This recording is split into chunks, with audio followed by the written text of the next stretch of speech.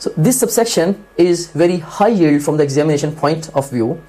High yield means that it would require your less focus, but it would help you gain more marks on your final exam, and this is a very conceptual area. So बहुत सारे students के कह लें कि इस particular subsection को लेके mind में कॉन्सेप्ट गैप्स होते हैं, एंड मैं कोशिश ये करूंगा कि वो सारे के सारे जो गैप्स हैं उनको through the course of my lecture bridge कर सकूं. So I would like to start off my discussion with a question which is written in front of you, and the statement is depolarization takes place in a segment of neuron due to stimuli as a result of.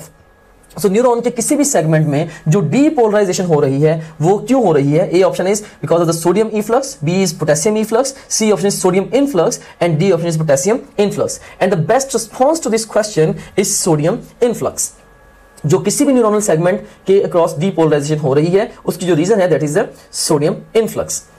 इसकी जो reasoning है इसको हम आगे चल के in detail discuss भी करेंगे. Another statement, repolarization. पहले था डीपोलराइजेशन, अब क्या है? Repolarization. Repolarization of depolarized segment of a neuron takes place due to sodium efflux और पोटेशियम इफ्लक्स और सोडियम इनफ्लक्स और potassium influx.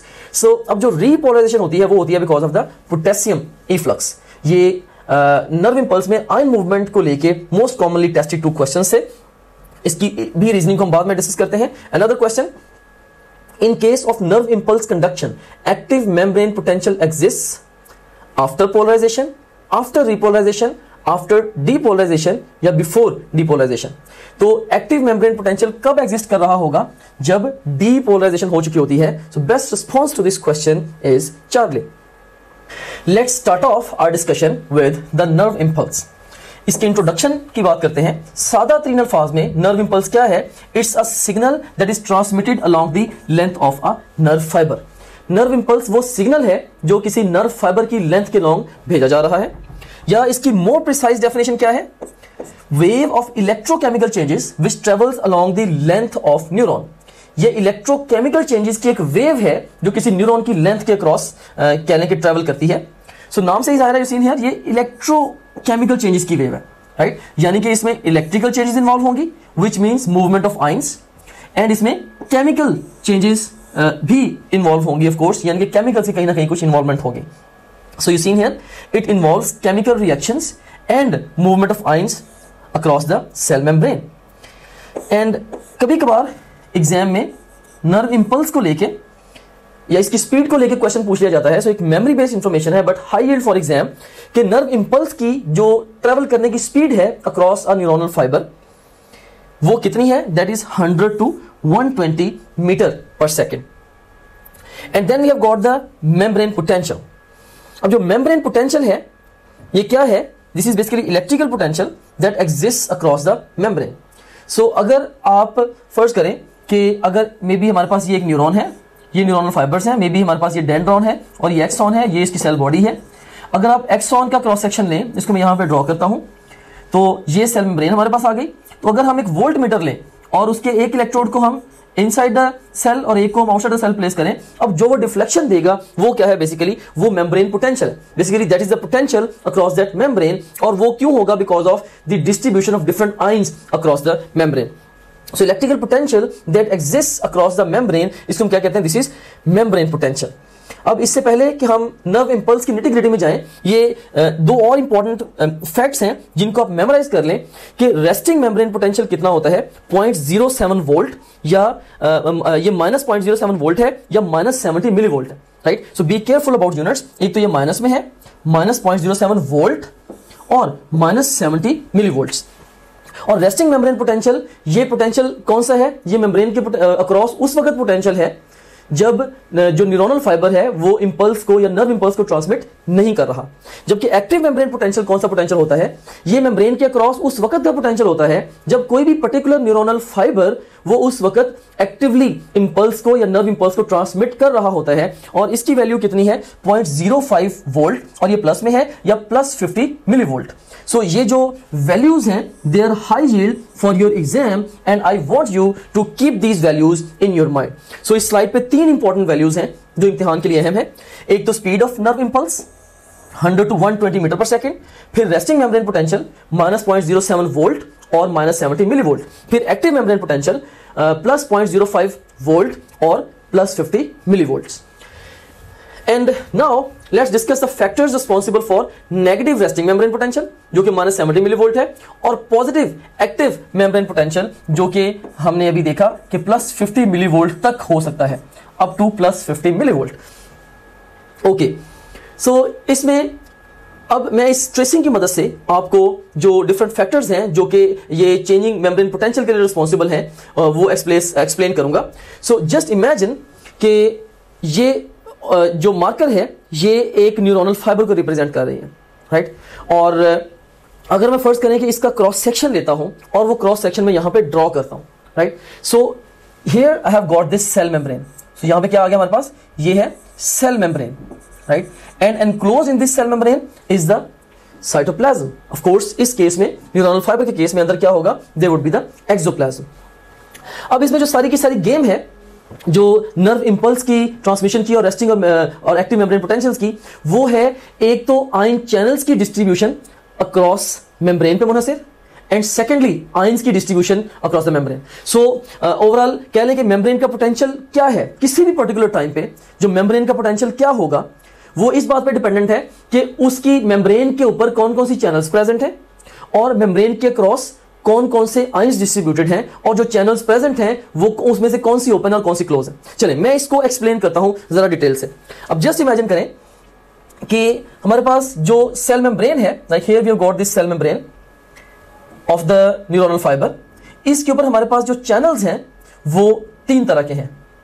Number 1, we have got the voltage gated sodium channels. हमारे पास वोल्टेज गेटेड सोडियम चैनल्स हैं, और जो voltage gated channels जो होते हैं they are just like electrically operated car garage gate. इस बात का क्या मतलब हुआ, बिल्कुल ऐसे ही जैसे बिजली से चलने वाला कार गराज का गेट होता है, वैसे ही ये जो चैनल्स हैं वोल्टेज गेटेड, ये कब ओपन या क्लोज होते हैं, जब मेम्ब्रेन पोटेंशियल चेंज होता है। जब जो मेम्ब्रेन पोटेंशियल है, राइट, वो चेंज होगा, उस चेंज इन पोटेंशियल के रिस्पॉन्स में ये जो चैनल्स हैं दे ओपन और दे क्लोज। और रेस्टिंग मेम्ब्रेन पोटेंशियल पे ये जो चैनल्स होते हैं sodium voltage gated sodium channels, यानी कि -70 मिलीवोल्ट जो पोटेंशियल है, at that time they would be close. And secondly we have got another type of channels which are the voltage gated potassium channels. जो voltage gated potassium channels हैं, ये भी नाम से ही जाहिर है दे आर वोल्टेज गेटेड। सो जब voltage या पोटेंशियल क्रॉस मेम्ब्रेन चेंज होगा, ये भी उसी को रिस्पॉन्ड करेंगे, right. So they are also like electrically operated car garage gate, लेकिन फर्क ये है कि सोडियम चैनल्स किसी और पोटेंशियल पे, जबकि वोल्टेज गेटेड पोटेशियम चैनल्स किसी और पोटेंशियल पे ये ओपन या क्लोज होंगी। सो इनकी ओपनिंग या क्लोजिंग दोनों की, यानी कि वोल्टेज गेटेड सोडियम चैनल्स और वोल्टेज गेटेड पोटेशियम चैनल्स, दोनों की ओपनिंग क्लोजिंग है वोल्टेज के रिस्पॉन्स में ही, लेकिन they respond differently at different voltages. उसके बाद फिर नेक्स्ट अब देखें कि एक और तरह की चैनल प्रेजेंट है न्यूरोनल सेल मेम्ब्रेन पे, and they are ungated potassium channels.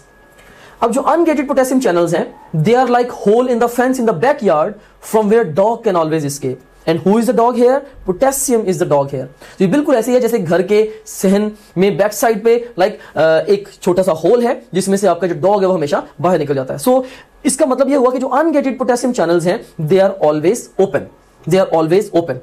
सो अगर हम बात करें रेस्टिंग मेम्ब्रेन पोटेंशियल की, if you talk about the resting membrane potential, तो रेस्टिंग मेम्ब्रेन पोटेंशियल पे voltage gated sodium channels they are close. Voltage gated sodium channels क्या है, close है। वोल्टेज गेटेड पोटेशियम चैनल्स ये भी क्लोज है, जबकि अनगेटेड पोटेशियम चैनल्स ये ओपन है। चलें, ये तो बात हो गई चैनल्स की।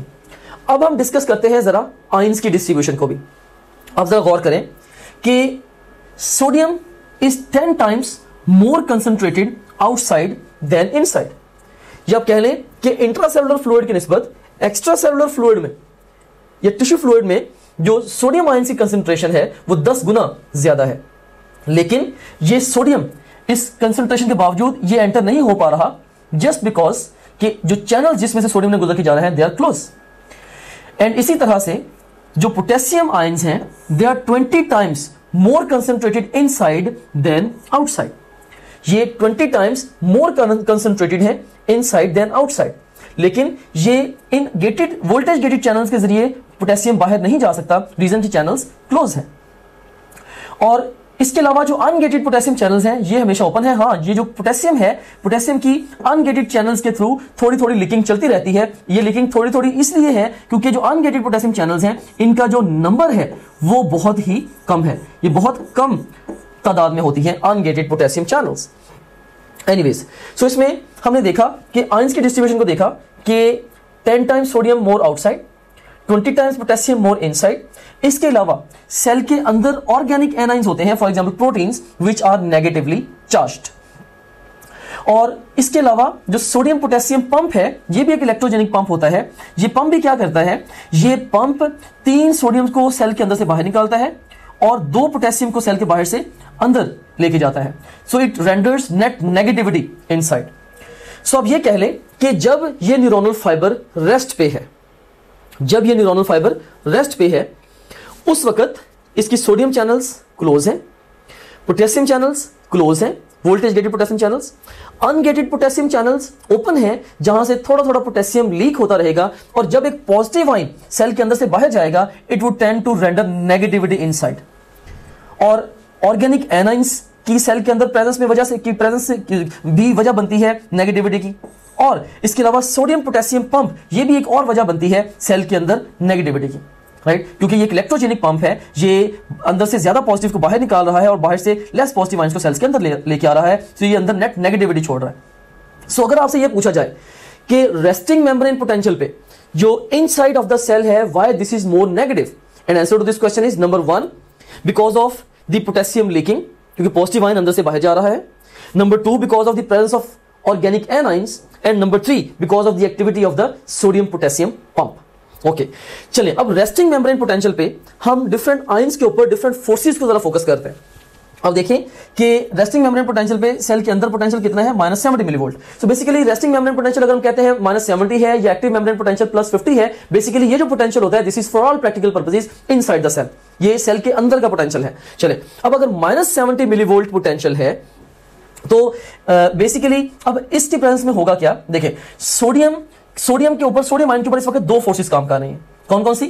एक concentration force from outside to inside, इसके ऊपर एक वेक्टर है कंसंट्रेशन फोर्स, हमें पता है कि बाहर सोडियम ज्यादा है और अंदर कम है, राइट? कंसंट्रेशन फोर्स इस पे काम कर रही है फ्रॉम आउटसाइड टू इनसाइड। और दूसरे नंबर पे इलेक्ट्रिकल फोर्स भी सोडियम पे काम कर रही है क्योंकि अंदर जो नेट नेगेटिविटी है this is trying to attract the sodium into the cell.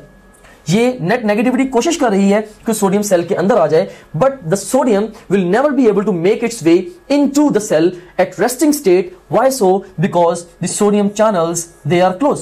जितनी ज्यादा मर्जी फोर्स हो, जितनी ज्यादा मर्जी कंसंट्रेशन फोर्स हो या इलेक्ट्रिकल फोर्स हो, देखिए 2 फोर्सेस हैं, कंसंट्रेशन फोर्स भी है, so we have got the concentration force on sodium, we have got the electrical force on the sodium. So जितनी मर्जी फोर्स हो, राइट, तो उसके बावजूद अगर चैनल्स क्लोज हैं sodium would never be able to make its way into the cell. Alright, so ये अब जो है ये रेस्टिंग मेम्ब्रेन पोटेंशियल पे ऐसा होता है।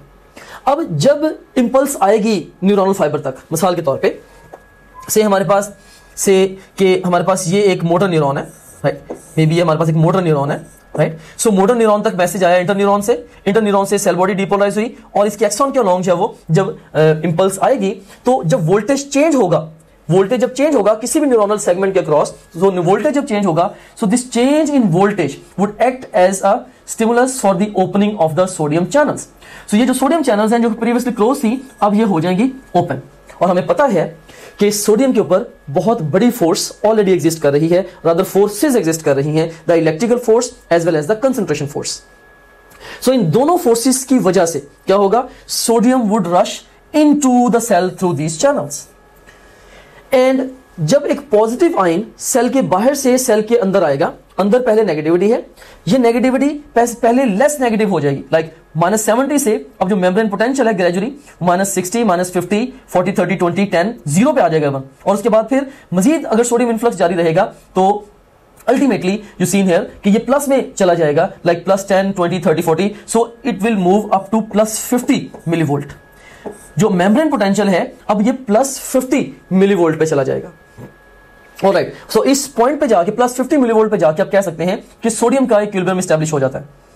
ओके, अब ये जो +50 मिलीवोल्ट पोटेंशियल है, अब ये पोटेंशियल उस वक्त का है जब ये फाइबर एक्चुअली इंपल्स ट्रांसमिट कर रहा है, लिहाजा ये एक्टिव मेम्ब्रेन पोटेंशियल है। ओके अब देखिए जब एक्टिव मेम्ब्रेन पोटेंशियल है, अब ये तो एक्टिव मेम्ब्रेन पोटेंशियल तो डेवलप हो गया +50। अब इस स्टेज पे आप जरा गौर करें कि पोटेशियम पे कौन कौन सी फोर्सेस अब एक्ट कर रही हैं, राइट। पोटेशियम पे अब एक तो कंसंट्रेशन फोर्स एक्ट कर रही है, यू सीन हियर कि potassium inside 20 times more concentrated है देन द आउटसाइड। सो इस कंसंट्रेशन फोर्स की वजह से potassium would try to move outside the cell. And secondly जो अंदर पॉजिटिविटी है, क्योंकि पॉजिटिव ने पॉजिटिव को रिपेल करना है, सो जो नेट पॉजिटिविटी है inside it would also try to send the potassium outside the cell.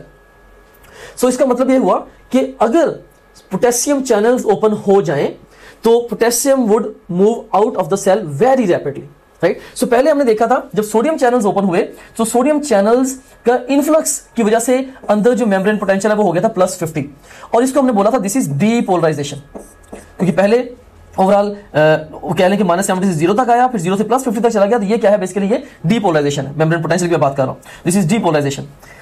अब +50 एक तो रिपेल कर रहा है पोटेशियम को, और पोटेशियम की कंसंट्रेशन की वजह से पोटेशियम रिपेल हो रहा है। और अब देखिए ये जो चेंज्ड पोटेंशियल है, बेसिकली जो changed potential across the membrane, अब ये चेंज्ड पोटेंशियल ये एक्ट करेगा as a stimulus for the opening of the potassium channels, क्योंकि हमने पहले बात की थी कि सोडियम एंड पोटेशियम चैनल्स दोनों वोल्टेज गेटेड हैं, लेकिन डिफरेंट वोल्टेजेस पे डिफरेंटली रिस्पॉन्ड करते हैं। सो अब एक हायर वोल्टेज के ऊपर या प्लस वोल्टेज के ऊपर आप कह लें +50 पे जो पोटेशियम चैनल्स हैं they would rapidly open. Voltage gated potassium channels they would open, ungated तो पहले ही ओपन थी, लेकिन उनके थ्रू डीपोलराइजेशन नहीं हो सकती क्योंकि उनका काउंट बड़ा थोड़ा। सो जैसे ही voltage gated potassium channels open होंगे तो दोनों जो फोर्सेज हैं या जो दोनों वेक्टर्स हैं, कंसंट्रेशन फोर्स और इलेक्ट्रिकल फोर्स, इन दोनों फोर्सेज के इन्फ्लुएंस के under potassium would rush outside the cell, बहुत रैपिडली पोटेशियम बाहर जाएगा। And when a positive ion would move out of the cell, what would it do to the potential inside? क्योंकि अगर एक पॉजिटिव आयन अंदर से बाहर जा रहा है सेल के, राइट, तो it would render negativity inside. इसके नतीजे में क्या होगा, +50 से अब ये ग्रेजुअली रिड्यूस होना शुरू होगा, +40 30 20 10 0, एंड देन ये माइनस में जाना शुरू हो जाएगा, और ultimately it would come back to the -70 millivolt. और इस स्टेट को क्या कहेंगे, दिस इज द डीपोलराइजेशन। ये हो गई डीपोलराइजेशन। सो पहले सॉरी ये हो गई repolarization, this is not depolarization, this is repolarization. So पहले हमने क्या देखा, पहले हमने देखा कि सोडियम इनफ्लक्स हुआ जिसकी वजह से डीपोलराइजेशन हुई थी। फिर हमने क्या देखा, पोटेशियम इफ्लक्स हुआ जिसकी वजह से रीपोलराइजेशन हुई, और मेम्ब्रेन पोटेंशियल हमारे पास आ गया -70 मिलीवोल्ट पे। ओके, हमारा जो मेम्ब्रेन पोटेंशियल है ये तो अब दोबारा रेस्टिंग स्टेट पे आ गया, but still we are in a problem. अब प्रॉब्लम क्या है, हमने देखा था कि ओरिजिनली रेस्टिंग स्टेट पे क्या होता है, potassium is more inside and sodium is more outside.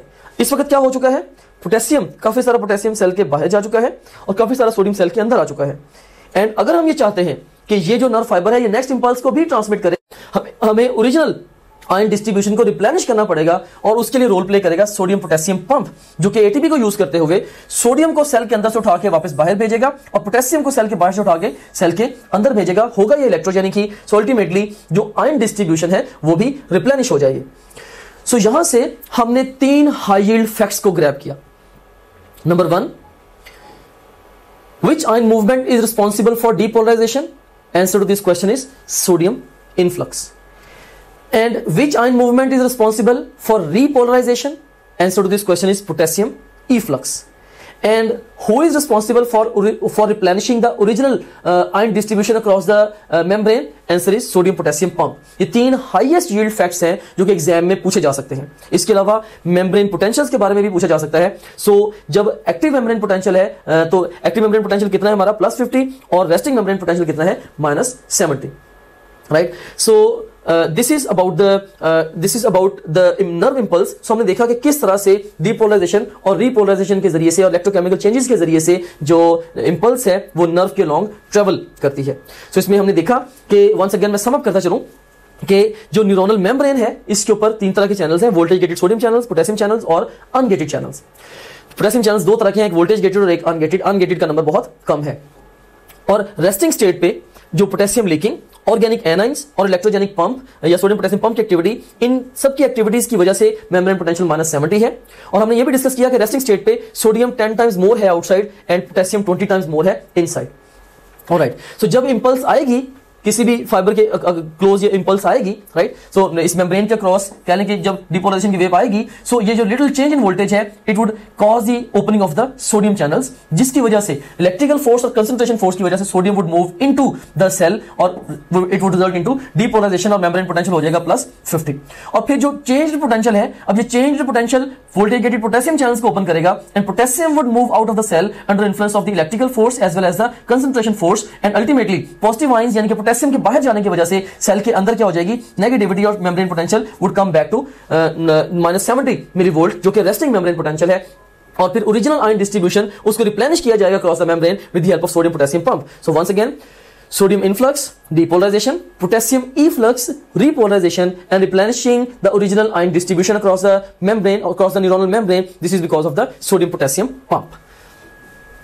So you seen here, इस फोटोग्राफ में भी आप देख सकते हैं कि लाइक ये आपको एक फाइबर, न्यूरॉनल फाइबर जो है ये दिखाया जा रहा है, मे बी ये एक्सॉन है। तो इसमें हम देख सकते हैं कि किस तरह से ओवरऑल सेल के अंदर क्या है, सेल के अंदर रेस्टिंग स्टेट पे we have got the negativity, right. So ये सेल के अंदर आपको नेगेटिविटी नजर आ रही है, राइट। और ये चूंकि ये सारे के सारे भी रेस्टिंग स्टेट के अंदर है, ये एक पॉइंट पे you can see the positivity inside. So ये वाला जो सेगमेंट है इसका ये हुआ है डीपोलराइज, राइट। सो ये जो डीपोलराइजेशन की वेव है ये वेव ट्रेवल करेगी, राइट। और उसके बाद फिर साथ साथ जो रिपोलराइजेशन की वेव है कह रहे वो ट्रेवल करेगी। सो डीपोलराइजेशन रिपोलराइजेशन की फॉर्म में जो इंपल्स है इसकी ट्रेवलिंग होती है अक्रॉस द न्यूरोनल फाइबर। सो ये जो ग्राफ है हमारे पास, ये ग्राफ रिप्रेजेंट कर रहा है बेसिकली, ये ग्राफ रिप्रेजेंट कर रहा है मेम्ब्रेन पोटेंशियल को across the neuronal membrane. So let me orient you towards this graph. इसके एक्स एक्सिस पे टाइम है और इसके वाई एक्सिस पे मेम्ब्रेन पोटेंशियल है मिलीवोल्ट्स के अंदर। सो अब देखें कि जो रेस्टिंग मेम्ब्रेन पोटेंशियल है, रेस्टिंग मेम्ब्रेन पोटेंशियल है this is close to -70 millivolt. So जब इंपल्स आएगी, जब इंपल्स आई तो क्या हुआ, जब इंपल्स यानी कि न्यूरोनल फाइबर के प्रॉक्सिमिटी में आई तो क्या हुआ, सोडियम चैनल्स ओपन हुए and because of the sodium influx, because of the sodium influx जो मेम्ब्रेन पोटेंशियल है वो पॉजिटिव होना स्टार्ट हो गया एंड इट बिकेम +50 जो कि क्या बन गया हमारा एक्टिव मेम्ब्रेन पोटेंशियल। हमारा रेस्टिंग मेम्ब्रेन पोटेंशियल कितना था, right, resting membrane potential -70 millivolt था। So depolarization is because of the sodium influx. और उसके बाद फिर जो चेंज्ड पोटेंशियल है यानी कि +50 है, अब न्यू पोटेंशियल के ऊपर voltage gated potassium channels open होंगे तो पोटेशियम इफ्लक्स होगा। सो पोटेशियम जब इफ्लक्स होगा यानी कि पोटेशियम जब सेल से बाहर निकलेगा तो inside of cell would start becoming negative, right. So ये ओवरऑल क्या है +50 से +40 30 20 0 और अल्टीमेटली करते करते -70 पे it would come back. So this is called as the repolarization. So repolarization is because of the potassium efflux. और उसके बाद फिर ओरिजिनल जो आयन डिस्ट्रीब्यूशन है वो रिप्लेनिश होगी because of the activity of the sodium potassium pump, right. So ये है बेसिकली ग्राफिकल प्रेजेंटेशन है इसकी एक्शन पोटेंशियल की across the neuronal membrane. So इसमें अब इस ट्रेसिंग की मदद से भी जरा देख लें। रेस्टिंग मेम्ब्रेन पोटेंशियल -70 मिलीवोल्ट है। जब थ्रेशोल्ड पोटेंशियल रीच हो गया, राइट, मे बी जैसे अगर फर्ज करें कि ये फाइबर रिसेप्टर से जुड़ा है, अगर तो स्टिमुलस बहुत ही माइनर सा होगा फिर तो ये, अगर फर्ज करें कि यहाँ पे रिसेप्टर है, अगर स्टिमुलस बहुत ही माइनर सा होगा तो यहाँ पे कोई इंपल्स जनरेट नहीं होगी। अगर स्टिमुलस इतना सिग्निफिकेंट होगा कि वो इतना पोटेंशियल यहाँ पे चेंज करे या रिसेप्टर उसको डिटेक्ट करके इतना पोटेंशियल चेंज करे कि वो थ्रेशोल्ड सोडियम चैनल्स का रीच हो जाए, फिर थ्रेशोल्ड इनिशिएशन हो जाएगी कि सोडियम चैनल्स की ओपनिंग स्टार्ट हो जाएगी और ultimately you will end up having the depolarization जिससे पोटेंशियल हो जाएगा +50 millivolt by the sodium influx through the voltage gated sodium channels. और उसके बाद फिर रिपोलराइजेशन होगी और अल्टीमेटली मेम्ब्रेन पोटेंशियल जाएगा up to -70 millivolt and it will happen by the potassium influx through the voltage gated potassium channels. और उसके बाद फिर जो ओरिजिनल आयन ग्रेडियंट्स हैं या ओरिजिनल आयन की जो कंसंट्रेशंस हैं वो रिप्लेनिश होगी across the membrane, across the neuronal membrane and this would happen because of the sodium potassium pump. So my dear student, अब तक हमने अपनी डिस्कशन को कंक्लूड किया है विद नर्व इंपल्स और specifically we have spent significant amount of time on understanding the action potential and now we are going to start off our discussion with the synapse and I have got a question for you at this stage. Which of the following substance acts as neurotransmitter within the central nervous system? A option is serotonin, B option is melatonin, C option is melanin and D option is none of these. इनमें से अगर आप melatonin पे गौर करें तो melatonin basically this is a hormone and this hormone is produced by the pineal gland and this has got role in the sleep induction, right? So ये sleep inducing hormone है which is produced by the pineal gland, not a neurotransmitter. Right, so this is not the answer. Melanin क्या है? ये एक brownish black pigment है जो कि skin coloration के लिए responsible है, right? And this is produced by the cells called as melanocytes. So ये भी neurotransmitter नहीं है. Again, this would not be our response. So the best response to this question is serotonin. So serotonin ये एक neurotransmitter है जो कि central nervous system में आपको मिलेगा. Another question, neurotransmitter vesicles are stored in A option is presynaptic terminal, B option is cell body, C option is postsynaptic terminal and D option is synaptic cleft. And the best response to this question is presynaptic terminal कि basically जो neurotransmitter के vesicles होते हैं किसी synapse में वो presynaptic terminal में stored होते हैं. अभी हम इसको जाकर डिटेल से डिस्कस भी करते हैं. And another question, receptors for neurotransmitter in a synapse are associated with A option is presynaptic terminal, B option is cell body, C option is postsynaptic terminal and D option is synaptic cleft. तो basically किसी भी synapse में जो neurotransmitter के receptors होते हैं वो post synaptic terminal के साथ एसोसिएटेड होते हैं. इसकी भी रीजनिंग को भी हम शॉर्टली डिस्कस करते हैं. Best response would be Charlie. So synapse, इसके इंट्रोडक्शन के हवाले से अगर हम बात करें, this is basically the point of communication between two neurons. ये वो पॉइंट है जहां पे दो न्यूरॉन्स एक दूसरे के साथ कम्युनिकेट करते हैं and it may be chemical और इलेक्ट्रिकल. केमिकल से मुराद क्या है कि हमारे पास अगर फर्ज करें कि एक न्यूरॉन है और यहां पे हमारे पास दूसरा न्यूरॉन है, तो एक न्यूरॉन से दूसरे न्यूरॉन तक मैसेज ले जाने के लिए कोई ना कोई केमिकल इन्वॉल्व होगा जिसको हम न्यूरोट्रांसमीटर कहेंगे. राइट. सो ये ऐसा जो सिनेप्स है जहां पे केमिकल के जरिए ट्रांसमिशन होगी, हम कहते हैं ये केमिकल सिनेप्स है. इसके मुकाबले में इलेक्ट्रिकल सिनेप्स में क्या होता है, से अगर ये एक न्यूरॉन है और ये दूसरा न्यूरॉन है और समहाउ ये इलेक्ट्रिकली अगर एक दूसरे के साथ कनेक्टेड है, तो ऐसे सिनेप्स को हम कहते हैं ये इलेक्ट्रिकल सिनेप्स है. लेकिन मोस्टली जो सिनेप्सिस आपको हमारे अंदर मिलेंगे दे आर केमिकल सिनेप्सिस, यानी कि वो न्यूरोट्रांसमीटर्स को इन्वॉल्व करते हैं. And you see here message is transmitted across synapse in the form of a chemical messenger, right?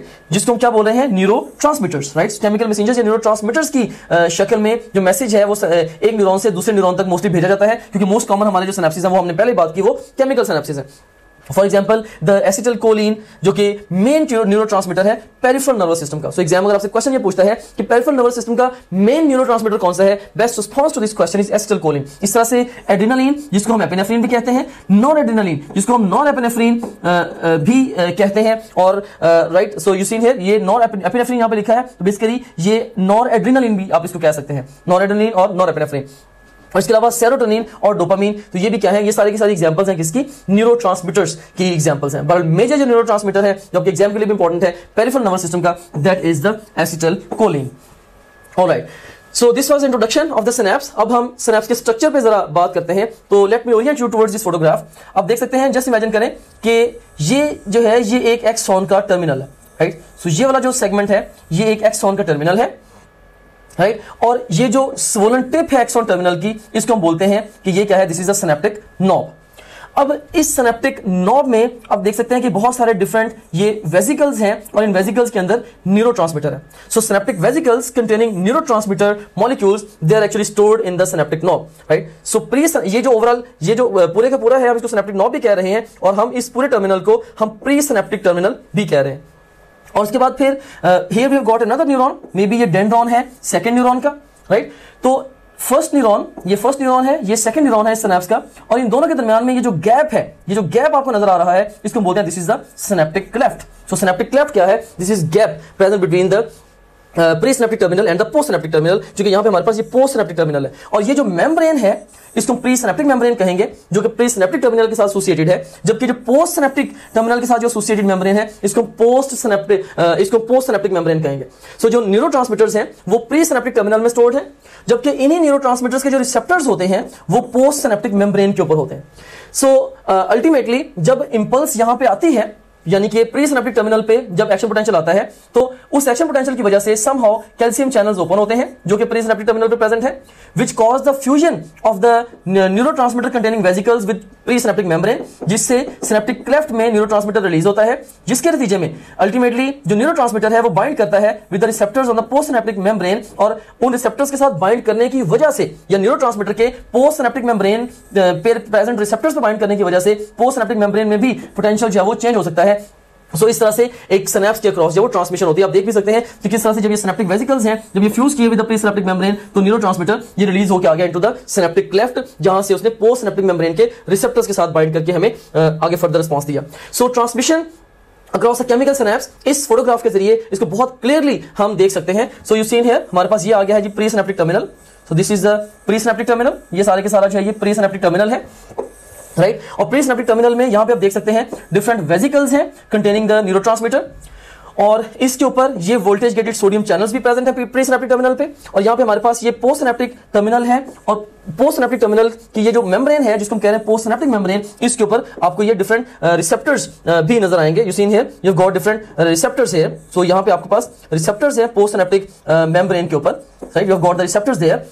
जब प्री सिनेप्टिक टर्मिनल पे एक्शन पोटेंशियल आएगा, in response to this change in action potential, ये जो voltage gated calcium channels हैं they would open, जिसकी वजह से calcium influx होगा और कैल्शियम इनफ्लक्स की वजह से वेसिकल्स फ्यूज करेंगे with the presynaptic membrane और न्यूरोट्रांसमीटर सिनेप्टिक क्लेफ्ट में। ये जो गैप है ये सिनेप्टिक क्लेफ्ट है, क्लेफ्ट में रिलीज हो गया न्यूरोट्रांसमीटर। अब न्यूरोट्रांसमीटर ने बाइंड करना है with the receptors present on the postsynaptic membrane, और हो सकता है कि ये रिसेप्टर एसोसिएटेड हो may be with some sort of ion channel, for example sodium. So जैसे ही न्यूरोट्रांसमीटर मे बी से अगर एसिटिलकोलिन है तो जैसे ही न्यूरोट्रांसमीटर इसके साथ बाइंड करेगा तो पोस्ट सिनेप्टिक मेम्ब्रेन पे इसकी बाइंडिंग की वजह से अगर ये सोडियम चैनल्स हैं तो सोडियम चैनल्स ओपन होंगे, जिसकी